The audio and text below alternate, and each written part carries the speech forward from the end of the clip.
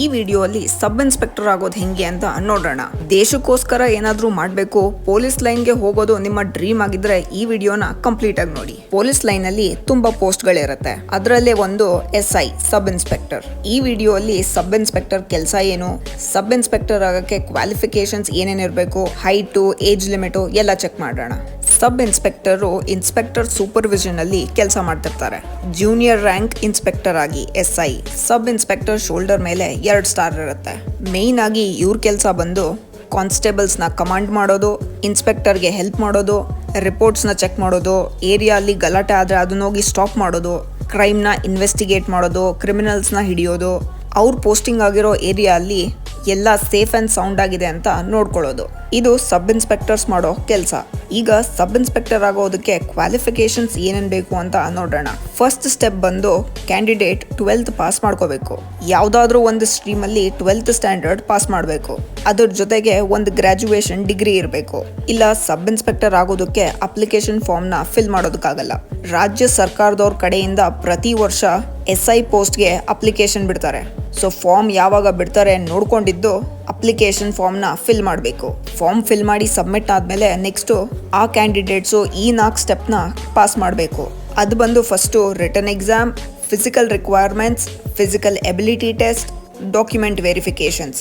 First step written exam ಅಲ್ಲಿ 2 paper ಇರುತ್ತೆ. First paper ಅಲ್ಲಿ maths, general knowledge, current affairs ಇದ್ರ ಬಗ್ಗೆ ನಿಮ್ ನಾಲೆಡ್ಜ್ನ ಟೆಸ್ಟ್ ಮಾಡ್ತಾರೆ. ನೀವು 10th ಸ್ಟ್ಯಾಂಡರ್ಡ್ ತನಕ ಕರೆಕ್ಟ್ ಆಗಿ ಓದಿದ್ರೆ ಈ ಎಕ್ಸಾಮ್ನ ಆರಾಮಾಗಿ ಕ್ಲಿಯರ್ ಮಾಡ್ತೀರಾ. ಫಸ್ಟ್ ಪೇಪರ್ ಪಾಸ್ ಆಗಿರೋ ಕ್ಯಾಂಡಿಡೇಟ್ಸ್ನ ಸೆಕೆಂಡ್ ಪೇಪರ್ಗೆ ಕರೀತಾರೆ.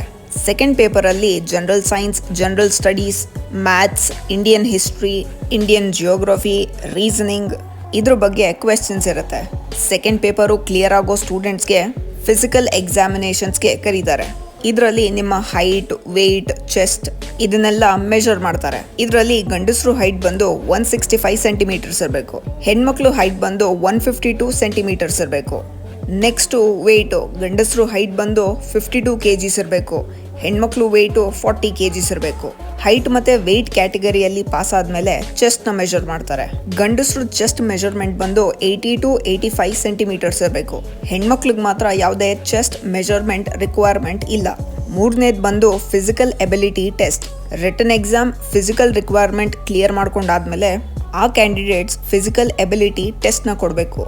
ಅದರಲ್ಲಿ ಗಂಡಸರು 5 ಕಿಲೋಮೀಟರ್ ಓಡಬೇಕು 30 ನಿಮಿಷದಲ್ಲಿ.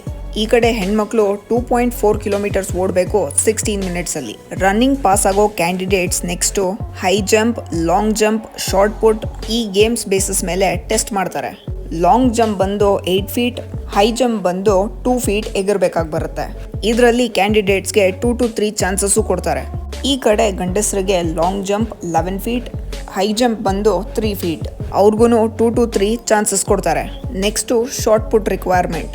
ಮೇಲ್ಸ್ಗೆ 7.2 kgನ 5.6 ಮೀಟರ್ ಡಿಸ್ಟೆನ್ಸ್ಗೆ ಎಸಿಬೇಕು.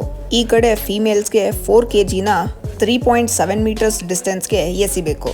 ಇದೆಲ್ಲ ಟೆಸ್ಟ್ ಸಕ್ಸಸ್ಫುಲ್ ಆಗಿ ಪಾಸ್ ಆದಮೇಲೆ ನಿಮ್ಮ ಡಾಕ್ಯುಮೆಂಟ್ಸ್ನ ಥರೋ ವೆರಿಫಿಕೇಷನ್ ಮಾಡಿ ಎಲ್ಲ ಸರಿಗಿತ್ತು ಅಂದರೆ ಆ ಕ್ಯಾಂಡಿಡೇಟ್ಸ್ಗೆ ಸಬ್ ಇನ್ಸ್ಪೆಕ್ಟರ್ ಟ್ರೈನಿಂಗ್ನ ಸ್ಟಾರ್ಟ್ ಮಾಡ್ತಾರೆ. ಟ್ರೈನಿಂಗ್ ಕಂಪ್ಲೀಟ್ ಆದಮೇಲೆ ಆ ಕ್ಯಾಂಡಿಡೇಟ್ಗೆ ಸಬ್ ಇನ್ಸ್ಪೆಕ್ಟರ್ ಪೋಸ್ಟ್ಗೆ ಅಪಾಯಿಂಟ್ ಮಾಡ್ತಾರೆ. ಈಗ ಲಾಸ್ಟ್ ಸಬ್ ಇನ್ಸ್ಪೆಕ್ಟರ್ ಆದಮೇಲೆ ಸ್ಯಾಲ್ರಿ ಎಷ್ಟು ಸಿಗುತ್ತೆ ಇದು ಒಂದೊಂದು ಸ್ಟೇಟ್ಗೆ ಡಿಫರ್ ಆಗುತ್ತೆ. ರಿಪೋರ್ಟ್ಸ್ ಪ್ರಕಾರ ಸಬ್ ಇನ್ಸ್ಪೆಕ್ಟರ್ ಸ್ಯಾಲ್ರಿ ಬಂದು 36,000 ಪರ್ ಮಂತ್ ಇಂದ 1,16,000 ಪರ್ ಮಂತ್ ತನಕ ಹೋಗ್ಬೋದು ಅಂತ ಹೇಳ್ತಾರೆ. ಅದೇ ಕರ್ನಾಟಕದಲ್ಲಿ 42,000 to 55,000 ಇನ್ ಹ್ಯಾಂಡ್ ಸ್ಯಾಲ್ರಿ ಸಿಗ್ಬೋದು ಅಂತ ಹೇಳ್ತಾರೆ. ಸ್ಟಾರ್ಟಿಂಗ್ ಅಲ್ಲಿ ಸ್ಯಾಲ್ರಿ ಕಮ್ಮಿನೇ ಇರುತ್ತೆ. ಹೋಗ್ತಾ ಹೋಗ್ತಾ ಎಕ್ಸ್ಪೀರಿಯನ್ಸ್ ತಗೊಂಡಾದ್ಮೇಲೆ ಸ್ಯಾಲ್ರಿನೂ ಜಾಸ್ತಿ ಆಗುತ್ತೆ. ಇದು ಇಂಡಿಯಾದಲ್ಲಿ ಸಬ್ ಇನ್ಸ್ಪೆಕ್ಟರ್ ಆಗಬೇಕು ಅಂದರೆ ಬೇಕಾಗಿರೋ ರಿಕ್ವೈರ್ಮೆಂಟ್ಸ್ಗಳು. ನೀವು ಸಬ್ ಇನ್ಸ್ಪೆಕ್ಟರ್ ಜಾಬ್ಗೆ ಅಪ್ಲೈ ಮಾಡಬೇಕು ಅಂದರೆ ಅದರ ಲಿಂಕು ಡಿಸ್ಕ್ರಿಪ್ಷನಲ್ಲಿದೆ.